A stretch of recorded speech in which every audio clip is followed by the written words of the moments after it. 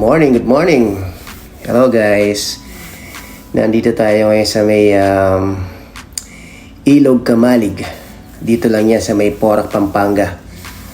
Ang eksaktong location niya is Barangay Pio, Porac, Pampanga. Eto, halos kadarating lang namin. Nag-set up lang kami sandali. Tapos eto, luto na agad. I think mga 5:30 kami dumating dito ng umaga. Kasama namin yung biyenan ko ngayon. Kausap niya si Mang Sito. Si Mang Sito, siya yung parang, or siya yung pinaka namamahala dito sa Ilog Kamalig. Ito, nag-start na ako mag-prepare ng mga lulutuin. Actually, for breakfast lang naman eh. Like eggs and corned beef lang siguro.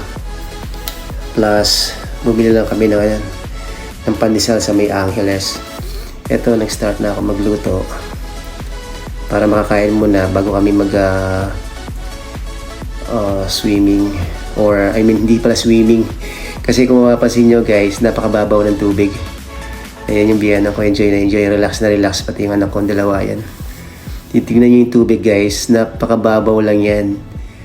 Nakakatawa nga lang dahil ang babaw lang niya, pero maganda rito kahit mababaw lang siya, napakalinis niya. Pag napunta kayo dito, makikita nyo rin. Sobrang linis. Nanggagaling yata sa ilog. Yung tubig na yan. Kaya, well, malamig siya. Pero maganda sa weather condition dahil medyo painit na.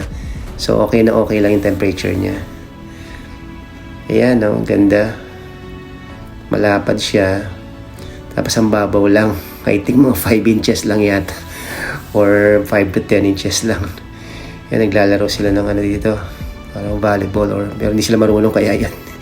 Pahagis-hagis lang muna sila. Yan. Okay. Maganda guys, pagka napasyal kayo dito. Hanapin niyo si Mang Sito. Napakabait na tao. Wala kang masabi dahil talagang patutuloyin ka talaga nila dito. At dito guys FYI lang dito kasi walang bayad actually.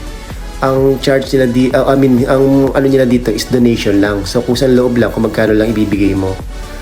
Kung anong gusto mo lang na i-donate, yun lang. So wala siyang environmental fee or entrance fee. Yun. Pero actually maganda dito guys. Magandang alternative sa mga ibang campers na gusto mong nagbabalak or naghahanap ng mga campsite. Hindi siya ganun kalaki, pero maganda siya. Kasi yan, no? Actually, nagpunta pa kami, meron siguro mga 2 minutes na lakad lang. Ito, mapupuntahan mo itong mini falls nila na sobrang lamig ng tubig. Grabe. Talagang lamig ng tubig, hindi ka makaano. Pero maganda dahil yan, galing siguro sa bundok yan. Ang lamig ng tubig, kaso madulas lang dyan guys. Ingat-ingat lang pag napunta kayo dito.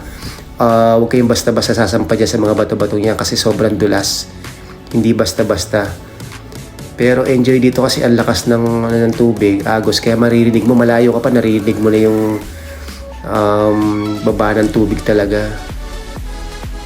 Nakaka-relax actually. Sobrang ganda. Plus, napakalinis guys. Yan talaga yung napansin ko dito. Wala kang makikitang parang ang linaw ng tubig. Ang lamig pa ng tubig. Tama-tama sa mainit na panahon. Sobrang ganda. Ulitin ko lang guys. Dito lang yan sa may Porac, Pampanga. So, kung papasyal kayo dito, pwede nyong i-Waze or i-Google Map. Yun.